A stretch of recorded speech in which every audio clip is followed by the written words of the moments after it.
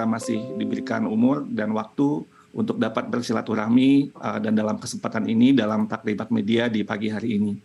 Tentunya kita sama-sama saling mendoakan agar kita semua selalu dalam keadaan sehat walafiat dan bisa menjalani aktivitas kita dan selalu senantiasa diberikan kebahagiaan dan keberkahan dalam setiap aktivitas kita.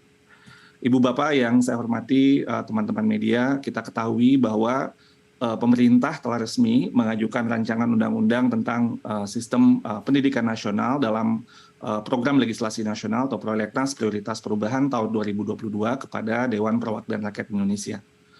Dalam hal ini pemerintah membukakan kesempatan bagi masyarakat secara luas untuk ikut mencermati semua dokumen dan memberikan masukan-masukan yang konstruktif melalui laman https://sisdiknas.kemdikbud.go.id. Sekali lagi https://sisdiknas.kemdikbud.go.id.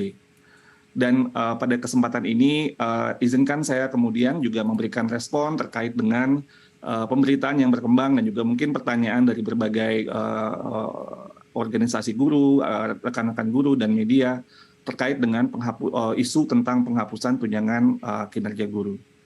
Ibu Bapak yang saya hormati, pertama-tama kita harus memegang prinsip bersama-sama bahwa guru adalah profesi yang mulia dan terhormat. Oleh karena itu, Kemendikbudristek selalu konsisten dan tidak pernah berhenti untuk berupaya memperjuangkan agar semua guru mendapatkan kesejahteraan yang layak dan kondisi kerja yang baik. Track record Kemendikbudristek di bawah kepemimpinan Mas Menteri Nadiem Anwar Makarim sangat jelas. Rangkaian kebijakan Merdeka Belajar telah memberikan berbagai terobosan pendanaan pendidikan agar guru bisa lebih sejahtera. Memang masih banyak PR-PR kita, tapi trennya menunjukkan ada perkembangan ke arah yang lebih baik. Mulai dari pengaturan alokasi BOS yang lebih berpihak kepada guru honorer, kebijakan BOS yang bisa ditransfer langsung ke satuan pendidikan hingga dana BOS bisa dipergunakan lebih cepat oleh kepala sekolah termasuk untuk pembayaran guru honorer. Besaran dana BOS pun juga bervariasi berdasarkan indeks kemahalan sehingga memberikan ruang yang lebih besar kepada satuan pendidikan di daerah-daerah yang indeks kemahalannya tinggi untuk membayar guru-gurunya lebih baik lagi. Dan dalam RUU Sisdiknas ini, Kemendikbudristek terus berupaya bagaimana agar guru-guru Indonesia mendapatkan kesejahteraan yang lebih baik. Dan ini ada beberapa poin inti yang ingin saya sampaikan dalam hal ini. Pertama, RUU Sisdiknas merupakan upaya agar semua guru mendapatkan penghasilan yang layak sebagai wujud keberpihakan kita kepada guru dan penghormatan kita kepada profesi yang mulia dan terhormat ini. RUU Sisdiknas mengatur bahwa guru yang sudah mendapat tunjangan profesi melalui proses sertifikasi, baik itu guru ASN dan non-ASN, akan tetap mendapat tunjangan tersebut hingga pensiun, sepanjang tentunya mereka memenuhi persyaratan sesuai dengan ketentuan peraturan perundang-undangan. Nah, ini yang menjadi kunci Ibu Bapak, poin berikutnya. Saat ini Ibu Bapak ada 1,6 juta guru. 1,6 juta guru yang belum mendapatkan peningkatan kesejahteraan, karena mereka belum tersertifikasi, karena masih belum menunggu antrian pendidikan profesi guru. Dan ini antriannya 1,6 juta panjang sekali, dan ini perlu waktu lama yang untuk menyelesaikannya. Jadi artinya peningkatan kesejahteraan mereka pun juga tidak bisa berjalan dengan cepat. Nah, RUU Sisdiknas mengatur bahwa bagaimana kita memikirkan solusi terhadap masalah tersebut. Untuk guru ASN, kita ingin bagaimana mereka mendapat penghasilan yang lebih baik melalui Undang-Undang ASN. Dengan demikian, guru ASN, aparatur sipil negara, yang belum mendapatkan tunjangan profesi akan otomatis mendapatkan kenaikan pendapatan melalui tunjangan yang diatur oleh Undang-Undang ASN, tanpa sekali lagi menunggu antrian panjang untuk PPG. Untuk guru-guru non-ASN, tambahan penghasilan akan diberikan melalui peningkatan bantuan operasional sekolah. Dengan demikian, Yayasan Penyelenggara Pendidikan dapat memberikan gaji yang lebih tinggi kepada guru-gurunya sesuai dengan Undang-Undang Ketenagakerjaan dan insentif-insentif yang dikira perlu oleh yayasan. Dan tentunya yayasan dan guru hubungannya akan semakin harmonis. Kita ingin Yayasan Penyelenggara Pendidikan juga lebih berdaya dalam mengelola SDM-SDM-nya. Pada intinya, Ibu Bapak semua, pengaturan yang diusulkan oleh RUU Sisdiknas ini adalah bagaimana agar guru-guru kita, sekali lagi yang sudah mendapatkan peningkatan penghasilan, itu tetap dijamin sampai mereka pensiun, dan yang belum, yang 1, juta itu bisa segera untuk mendapatkan peningkatan penghasilan sehingga kesejahteraan mereka bisa menjadi lebih baik.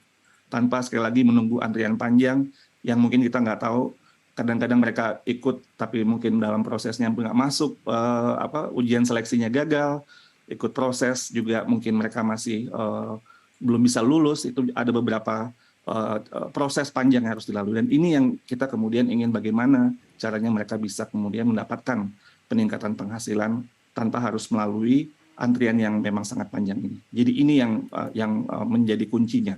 Dan ini juga kabar gembira yang juga kita inginkan secara tegas dalam RUU Sisdiknas adalah pengakuan kepada pendidik PAUD.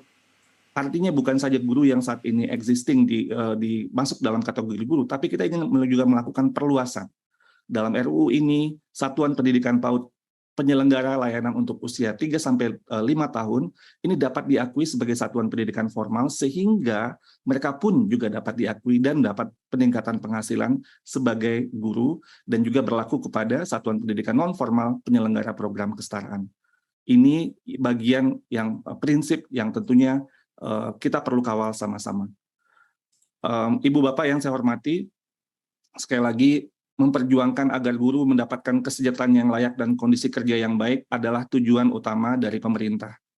Melalui RUU Sisdiknas ini kita melakukan ikhtiar dan jalan perjuangan kita untuk menuju itu supaya bisa lebih baik lagi. Kami mengajak semua ibu bapak memberikan masukan dan saran yang tentunya konstruktif, bagaimana kita dapat mengawal RUU ini bersama-sama, dan tetap tentunya dengan melakukan analisis dengan sesuai dengan dokumen yang ada. Jangan sampai ada miskonsepsi ya Ibu Bapak, ada miskonsepsi atau mungkin interpretasi yang sebenarnya itu tidak tepat dengan apa yang sebenarnya kita ajukan. Terima kasih atas kesempatannya pada taklimat media ini.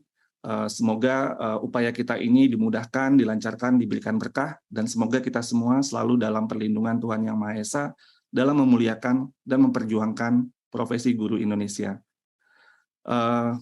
Mungkin kalau ada kisaur, saya sudah ada pantun untuk kisaur. Terima kasih Pak Dirjen. Sudah ada ya? Oke. Sebelum nanti kita sudah dibuai oleh pantunnya kisaur, saya mendingan duluan biar nggak nanti kalau pantunnya kisaur kan pasti lebih canggih. Mohon izin ya kisaur. Pepaya dipetik bersama buah tomat. Jangan lupa dibagikan kepada para khalayak. Cakep. Adalah profesi yang mulia dan terhormat. Pemerintah dan kita semua bersama-sama berjuang untuk wujudkan penghasilan yang layak. Pepaya dibelah untuk dibuatkan kolak panas. Kolaknya dibagi untuk pesta dan hajatan. Mari sama-sama kita terus kawal RUU Sisdiknas demi perbaiki arah pendidikan. Terima kasih, mohon maaf jika ada salah-salah kata, nanti kita lanjutkan. Wabillahi taufik wal hidayah. Wassalamualaikum warahmatullahi wabarakatuh. Shalom. Om Santi Santi Santi Om Rahayu. Terima kasih Pak Dirjen atas pengantar dan penjelasannya, bahwa RUU Sisdiknas ini semangatnya adalah memberikan kesejahteraan guru lebih baik dan penghasilan guru lebih baik. Itu apa yang telah disampaikan oleh Pak Dirjen. Nah, selanjutnya untuk memberikan pandangan terkait poin-poin dari RUU Sisdiknas yang telah disampaikan oleh Bapak Dirjen, kami persilahkan kepada Bapak Dudung Nurullah Koswara untuk memberikan pandangannya terkait upaya peningkatan kesejahteraan guru-guru melalui pemberian penghasilan yang layak bagi guru ASN dan non-ASN tanpa perlu melalui proses sertifikasi terlebih dahulu. Kami persilahkan Pak Dudung. Bismillahirrahmanirrahim. Assalamualaikum warahmatullahi wabarakatuh. Semoga Allah senantiasa memberikan kesehatan lahir batin kepada kita, agar kita tetap sehat, terus berkhidmat untuk kepentingan pendidikan, kepentingan guru khususnya, dan tentu sukses layanan pemerintah dari Kementerian Pendidikan. Bapak Dirjen yang saya hormati, Prof. Neti yang saya hormati, Bapak Anang, sahabat Kisaur, kemudian dari sahabat Kim Paudni, kemudian sahabat dari media, pokoknya semuanya sehat selalu, berkah selalu. Saya sebagai guru, ya, saya pernah menjadi guru honorer, pernah menjadi guru bantu, kemudian saya pernah menjadi ketua ranting, ketua cabang, ketua kota di PGRI, ketua PB, dan hari ini menjadi Dewan Pembina PGRI di Kota Sukabumi, ya, bukan kabupaten. SK-nya di Kota Sukabumi, ditandatangan di kabupaten. Sahabat semua, saya sebagai guru dan sahabat-sahabat di entitas kami yang selalu berdiskusi setiap hari, bahkan menulis, kami selalu sebagai guru, kami juga sebagai insan beragama, kami diperintahkan untuk berhusnudon, apalagi kepada pemerintah yang punya tekad ingin mensejahterakan dan meningkatkan martabat guru. Kami sangat percaya. Melihat aura Pak Dirjen saja sudah jelas bahwa kebatinan kami ada di Pak Dirjen. Pak Dirjen putra guru, Pak Dirjen memahami bagaimana situasi kehidupan guru, tentu punya spirit untuk meningkatkan martabat para guru.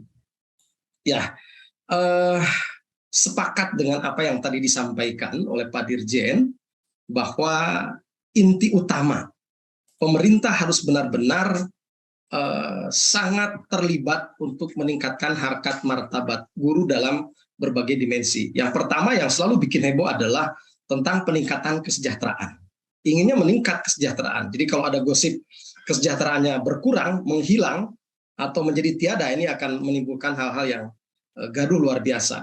Kemudian peningkatan kompetensi, kemudian perlindungan, dan secara real di lapangan ada beberapa hal yang bisa menimbulkan reaksi luar biasa di lingkungan guru terutama, dan kami di PGRI, bahwa guru itu akan sangat sensitif, ya, bila bertemu dengan masalah TPG.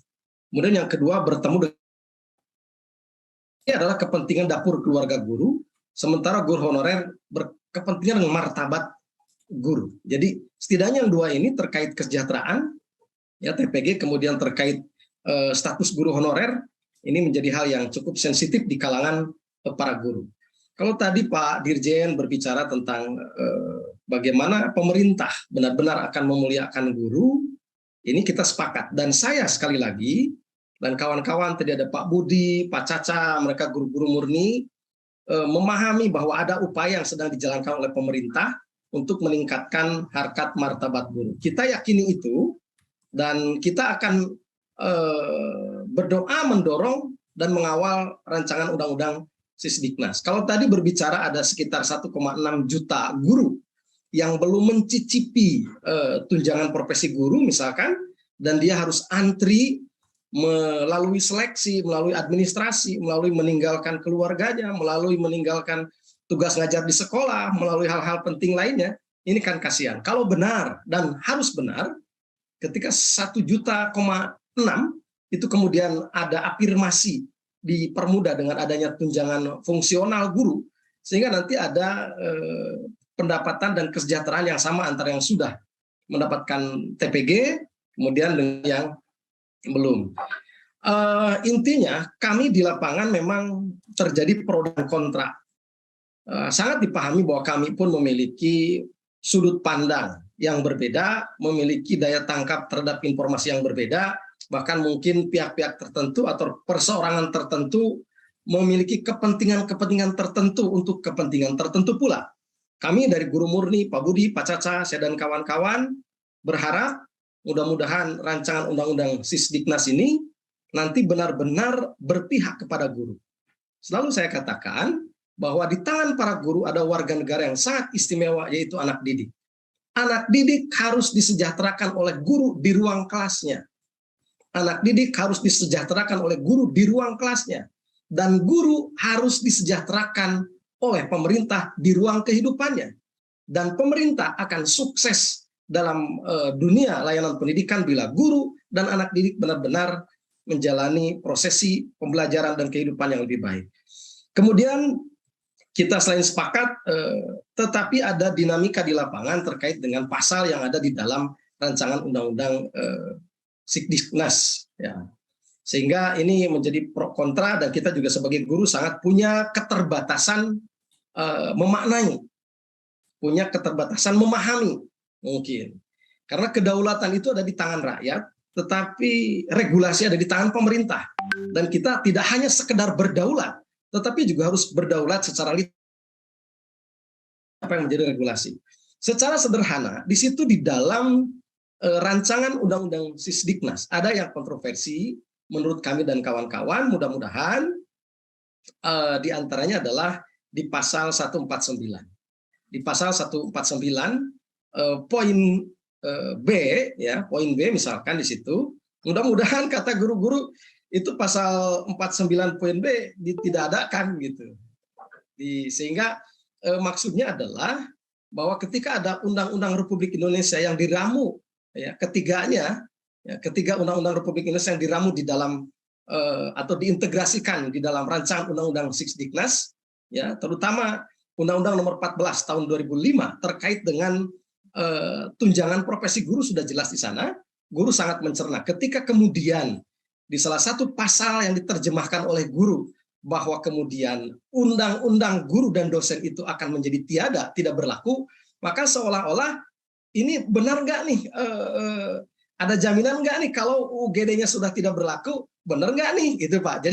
Jadi kami para guru dengan keterbatasan wawasan, dengan jebakan pekerjaan yang hanya bergelut dengan anak yang punya kompetensi pedagogi, tapi tidak terlalu kami hebat di kompetensi analisis dan daya nalar tentang regulasi, maka kami di bawah, gimana ya kalau undang-undang guru dan dosen tidak berlaku, sementara di dalam rancangan undang-undang Sisdiknas ini tidak ada poin yang jelas bisa diterjemahkan oleh para guru yang kami ini yang pemikiran sederhana. Sekali lagi, secara substansi, secara semangat, saya sangat paham.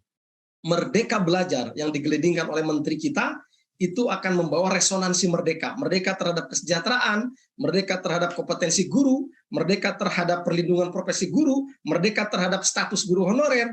Kita berharap akan merdeka dalam artian akan lebih baik harkat martabat guru. Saya pikir Pak Dirjen itu yang dapat saya sampaikan di dalam taklimat media ini. Sekali lagi dengan segala keterbatasan, saya Dudung Nurul Koswara, Pak Budi, Pak Caca, berharap mendoakan rancangan Undang-Undang Sisdiknas, ya, yang akan disahkan nanti benar-benar nanti implementatifnya berpihak kepada guru, bahwa guru-guru akan sejahtera, muridnya akan sejahtera, negara ini pun akan sejahtera. Bila pemerintah sangat memperhatikan guru, insya Allah berkah. Demikian, sementara mohon maaf kalau ada kata-kata yang tidak berkenan. Saya secara pribadi dengan kawan-kawan selalu mendoakan Bapak Dirjen sehat selalu, Prof. Neti, Bapak Saur, kemudian Pak Anang dan semua sahabat-sahabat di Himpaudni sehat selalu, berkah selalu. Terima kasih. Assalamualaikum warahmatullahi wabarakatuh. Terima kasih Pak Dudung atas pandangannya. Jadi semangatnya RUU Sisdiknas berpihak kepada guru dan dosen. Baik, selanjutnya kami mohon kepada Ki Saur untuk memberikan pandangannya terkait kondisi proses sertifikasi guru-guru di sekolah swasta saat ini, dan mungkin bagaimana juga tanggapan Ki Saur dan kawan-kawan di BMPS dengan rencana peningkatan kesejahteraan guru-guru tanpa perlu menunggu antrian sertifikasi yang cukup panjang seperti saat ini, yang saat ini sudah tercantum di dalam RUU Sisdiknas. Kami persilahkan Ki Saur. Ya, terima kasih Pak Anang. Tapi mohon izin karena sini ada Bunda PAUD, ibunda saya, ya. Bu Niti Herawati. Izinkan saya memberikan kesempatan kepada bunda saya dulu, Pak Anang, ya. Saya takut marah nanti. Monggo Bu, Bunda, kasih Bunda. Silakan Ibu. Profesor Neti. Ini jadi ke saya jadinya. Baik, assalamualaikum warahmatullahi wabarakatuh. Salam, Om Swastiastu, Namo Buddhaya, salam kesejahteraan buat kita semua yang sama-sama kita banggakan. Saya hormati betul seorang anak guru yang menjadi dirjen, Bapak kita Iwan Syahril. Kemudian hadir di sini sahabat seperjuangan Ki Saur dan Pak Dudung, dan ada Mas Anang, serta tentu saja semua media, karena bagi saya media itu membawa tinta emas perjuangan. Terima kasih, dan luar biasanya saya didampingi oleh 34 ketua provinsi Himpaudi provinsi se-Indonesia. izin saya memaparkan, membawa paparan, Pak Dirjen, boleh? Oke, baik. Ini adalah tanggapan dan masukan terhadap RUU Sisdiknas yang satu bagiannya hari ini kita bahas terkait dengan profesi guru. Pertama, setelah 17 tahun kami berdiri dan kami menghadapi berbagai persoalan di lapangan, kami mengapresiasi, kami bahkan menyerahkan Himpau Award kepada Bapak Mendikbudristek RI, Mas Nadiem Makarim, tentu saja bersama timnya. Kenapa? Karena RUU Sisdiknas yang resmi menjadi usulan menurut kami berbasis masalah, fakta lapangan, landasan teoritis. Menurut saya sebuah undang-undang harus berbasis hal itu. Untuk itu saya langsung ke poin penting yang menjadi diskusi hari ini terkait dengan profesi guru. Kami sangat mengapresiasi di pasal 108 ada hal yang baru, yaitu disebutkan jenjang pendidikan anak usia dini pada jalur pendidikan formal diakui sebagai guru dengan penjelasan guru di lembaga mana tertuang di pasal 24 yang menyebutkan bahwa layanan taman anak melayani usia 3-5 tahun merupakan PAUD formal. Artinya, setiap guru yang berada di usia 3-5 tahun, tentu saja yang memenuhi syarat ada di pasal yang lain, maka mereka berhak diakui. Saya kira inilah bentuk keadilan, bentuk kepatutan, di mana ketika seorang guru memenuhi kriteria kompetensi kualifikasi, maka mereka berhak mendapatkan pengakuan tersebut.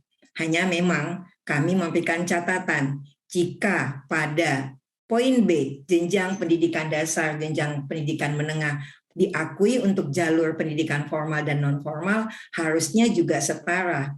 Dengan demikian catatannya adalah tambahan untuk non-formal. Sekarang kami menyebutnya, mengapa kami menyebutkan bahwa Mas Menteri dan kawan-kawan berbasis fakta di lapangan. Berdasarkan data Badan Pusat Statistik, jadi bukan data kami, PAUD saat ini melayani mayoritas di usia bawah 5 tahun justru. Bahkan ada anak-anak di usia di bawah 1 tahun 13,56%. Dan disebutkan di dalam berbagai landasan teoritis justru nanti saya lihatkan risetnya, usia 0-2 tahun adalah usia yang krusial untuk membentuk manusia. Jadi mau sukses, SD, SMP, SMA, perguruan tinggi, bahkan untuk hidup, ini urusannya sukses di PAUD. Nah, begitu juga di usia 0-4 tahun. Kita bisa lihat 1-4 tahun, bahkan di saat ini usia 5-6 tahun juga dilayani di PAUD non-formal. Berdasarkan data BPS ini berarti pada saat ini guru-guru PAUD non-formal bahkan bisa lebih dari 70,72%. Karena 5-6 tahun juga ada PAUD non-formal. Pertanyaannya, apa kelebihan RUU Sisdiknas sekarang? Memberikan apresiasi dan pengakuan kepada para guru yang memang mereka guru dan bagian yang paling penting dari siklus hidup manusia. Oleh karena itu, di pasal 105 menguatkan keyakinan kami, dan harusnya ini juga menjadi perhatian bagi teman-teman yang saat ini mendapatkan tunjangan profesi. Saya tidak melihat satupun pasal yang menyebutkan dihapuskannya tunjangan profesi. Mungkin saya awam untuk melihat ini, tapi nanti kita bisa berdiskusi. Di pasal 105 jelas, di pasal 108 kemudian diperkuat seperti tadi, di pasal 109 jelas menyebutkan setiap guru yang lulus dari pendidikan profesi guru, dia diakui sebagai guru. Bahkan undang-undang ini memberikan satu penghargaan khusus kepada calon guru berkeahlian khusus, bahkan dapat diberikan pengecualian terhadap persyaratan lulus pendidikan profesi. Ini bentuk penghargaan kita kepada semua anak Indonesia. Dan di pasal 145 dengan jelas mengatakan setiap guru dan dosen yang telah menerima tunjangan profesi, tunjangan khusus, tunjangan kehormatan yang diatur dalam Undang-Undang Guru tetap menerima tunjangan tersebut sepanjang masih memenuhi persyaratan. Tentu saja begitu. Dan bahkan setiap guru dan dosen selain yang sudah diakui tetap bisa menerima penghasilan pengupahan paling sedikit sama dengan yang sudah diakui. Dari pasal-pasal ini dengan diskusi topik hari ini, saya melihat tidak ada niat dari Kemendikbud untuk tidak memberikan tunjangan profesi. Saya kira Mas Menteri dan semua para pimpinan-pimpinan di Kemendikbud tahu persis riset dari salah satu riset besar yang dilakukan bahwa dari semua komponen yang ada di pendidikan, maka yang paling besar faktor pengaruhnya terhadap pendidik itu adalah guru. Risetnya banyak dan itu riset yang valid. Itulah yang dijadikan landasan. Bahkan ketika anggaran negara sulit pun saya kira Mas Menteri dan Pak Iwan Saril memikirkan keras untuk ini. Oleh karena itu saya kira tidak perlu ada yang dikhawatirkan. Tinggal saya setuju dengan yang dikatakan oleh Pak Dudung. Kita penting mengawal turunannya, aturan turunan dari undang-undang ini. Itu yang perlu kita perkuat. Nah, saya juga dalam kesempatan ini juga menyampaikan bahwa kami Himpaudi se-Indonesia setuju dengan pasal ini, bahwa jenjang pendidikan dasar itu terdiri atas kelas prasekolah. Jadi ini sejalan dengan SDGs 1 tahun sebelum masuk SD, anak-anak sudah mengikuti prasekolah dan itu diakomodir di sini. Dan ini kemudian diperkuat dengan wajib belajar itu adalah 13 tahun, di mana 9 di sini dan kemudian termasuk di prasekolah. Maka landasan teorinya apa? Kalau tadi landasan fakta, landasan teorinya adalah berdasarkan berbagai riset dan saya ambil salah satunya bahwa ketika anak selesai di PAUD, tadi PAUD 3-5, berarti 6 tahun nanti masuk di kelas prasekolah, mereka memang sudah siap untuk memasuki usia persekolahan, tapi yang menjadi catatan harus ada masa transisi, maka namanya tetap kelas prasekolah. Artinya, saya melihat yang membuat RUU Sisdiknas ini berbasis fakta dan berbasis landasan teori. Nah, oleh karena itu, memang kami memiliki catatan. Jangan mengulangi kesalahan yang sama di mana di dalam undang-undang ada ambigu, ada keraguan-raguan. Oleh karena itu, kami menyampaikan bahwa pada pasal 4 di layanan pengasuhan anak, disebutkan usia 0 sampai dengan 5 tahun itu adalah non formal, itu akan berbeda nanti implementasinya di lapangan dan itu akan menimbulkan kericuhan kembali dengan dasar bahwa tidak ada pendidikan itu hanya memberikan pengasuhan. Dia harus dalam konteks holistik integratif. Ingat, 3 dosa pendidikan itu termasuk adalah perlindungan. Oleh karena itu, tidak ada layanan pendidikan hanya bernama layanan pengasuhan. Jadi harusnya pengasuhan, gizi, kesehatan, pendidikan, pelindungan, dan kesejahteraan. Dengan demikian, kami menyarankan tidak menggunakan layanan pengasuhan, dan kemudian konteksnya tetap adalah taman anak. Kenapa bukan taman kanak-kanak? Memang dari Froebelnya sendiri, kalau lihat sejarah dari PAUD, sebenarnya bukan taman kanak-kanak, tapi taman bagi anak, supaya menimbulkan kebahagiaan dan kemerdekaan. Nah, oleh karena itu kami berharap pasal ini supaya tidak akan menjadi ambigu, seharusnya kita berbasis dengan kelompok usia. Kami setuju usia 0-2 tahun menjadi PAUD non formal seperti yang disarankan di dalam ini. Akhirnya, jika ingin negara kuat, pastikan gurunya hebat dan terhormat. Guru-guru nggak bisa hebat dan terhormat kalau perutnya saja lapar, pikirannya aja tidak nyaman, hatinya tidak bahagia. Bagaimana mungkin mereka memberikan pendidikan berkualitas? Dan saya melihat kesungguh-sungguhan itu di Mas Menteri, di Pak Iwan, di Pak Nino. Untuk itu, kami Himpaudi se-Indonesia mendukung RUU Sisdiknas dan siap untuk melakukan sebuah sosialisasi penguatan dengan berbagai pihak. Terima kasih atas undangan ini, dan ini bentuk pengakuan kepada Himpau di se-Indonesia yang saat ini berdiri di seluruh kabupaten kota dan ribuan kecamatan, hampir beranggotakan 400.000. Terima kasih. Tetap semangat Indonesia Jaya. Assalamualaikum. Salam semangat Ibu. Terima kasih Ibu Prof. Neti Herawati. Kita lanjutkan, kami silakan Ki Sahur untuk memberikan pandangannya. Terima kasih Pak Anang, suara saya sudah kedengaran Pak Anang ya. Pak Dirjen yang saya hormati, Bu Neti, Bapak Ibu semuanya, izinkan saya dari Badan Musyawarah Perguruan Swasta menyampaikan terima kasih atas undangan ini dalam taklimat media ini. Pertama ingin kami sampaikan bahwasanya terima kasih kepada Pak Dirjen, kami sudah mendapatkan draftnya dan naskah akademiknya, dan kita sudah sedang dalam proses menyelesaikannya. Jadi belum selesai, belum final kami untuk menyampaikan masukan. Tentulah suatu hal yang biasa, sebuah draft itu pasti akan ada tambah kurangnya, dan niatnya pun diberikan kepada kami supaya kami memberi masukan. Jadi saya pikir kami tunggu tanggal mainnya Pak Anang. Kalau kata orang Jawa Barat, kapan selesainya, kapan waktunya, bahasa orang Jawa Baratnya, bila tiba saatnya, maka saatnya akan tiba. Jadi nanti akan kami sampaikan Pak. Namun demikian, hari ini pengantar kami, sama dengan teman-teman yang tadi, saya pernah bareng-bareng dengan teman-teman, kalau bicara ini, hari ini adalah kita mengkritisi tentang gurunya, ini nahkoda yang hebat, itu tidak lahir dari laut yang tenang. Jadi demikian juga, guru yang hebat itu tidak lahir dari persoalan yang tenang. Pasti banyak persoalannya. Semakin banyak persoalannya, guru itu makin hebat itu Bapak Ibu. Jadi nggak akan selesai, jadi saya senang. Tetapi bagaimana kita bisa menyelesaikan masalah itu?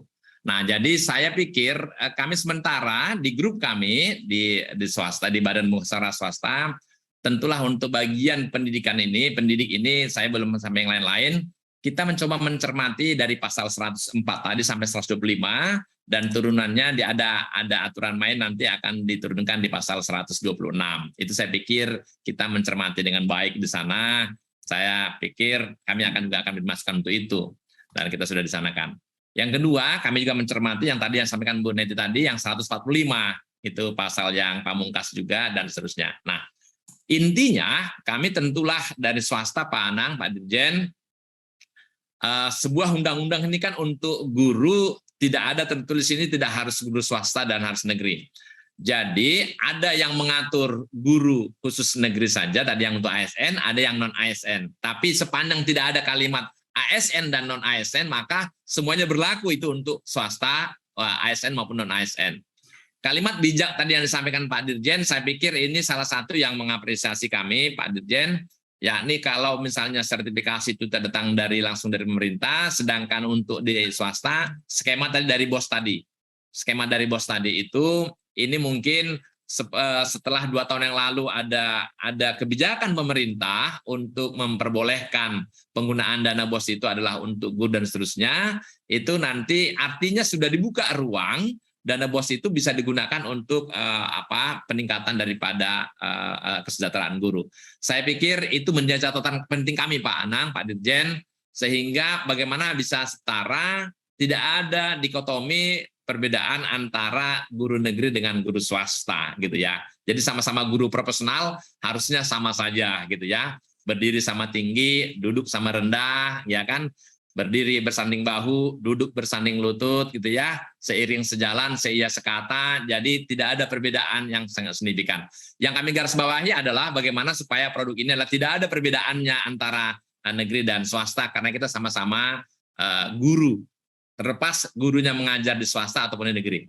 Intinya di sana. Jadi saya harus katakan kami belum selesai final untuk menyelesaikannya, tapi dalam beberapa catatan kami, insya Allah undang-undang ini kami berpandangan positif bahwasanya ini menuju yang terbaik.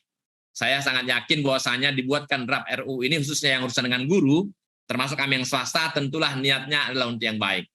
Namun demikian, kalaupun kami nanti masih akan diberi kesempatan memberikan masukan, masih panjang jalannya ini, tentulah kami akan memberikan masukan dari kami swasta, Pak Anang, Pak Dirjen, kami sama dengan teman-teman yang lain tadi, kita berhusnuzon, berpandangan baik, mana nanti yang kira-kira kurang tentulah kami sampaikan.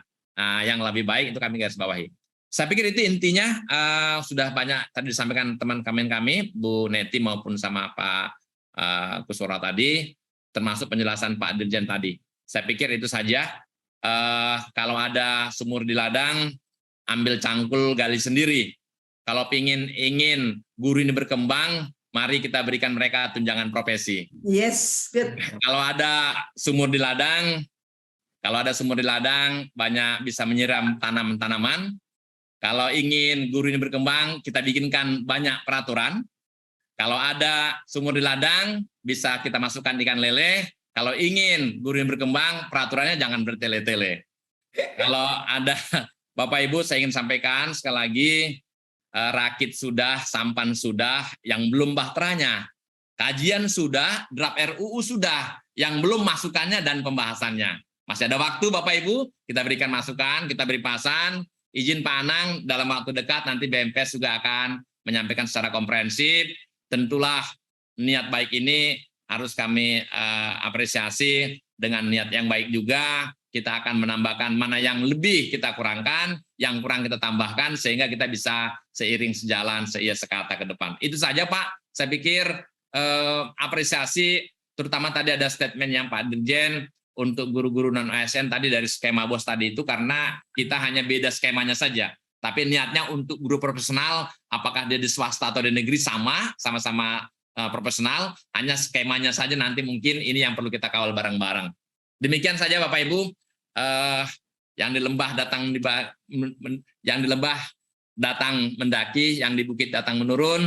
Sementara statement kami hanya seperti ini, mohon maaf kalau kami kurang santun. Saya kembalikan kepada Pak Anang. Terima kasih Pak. Terima kasih.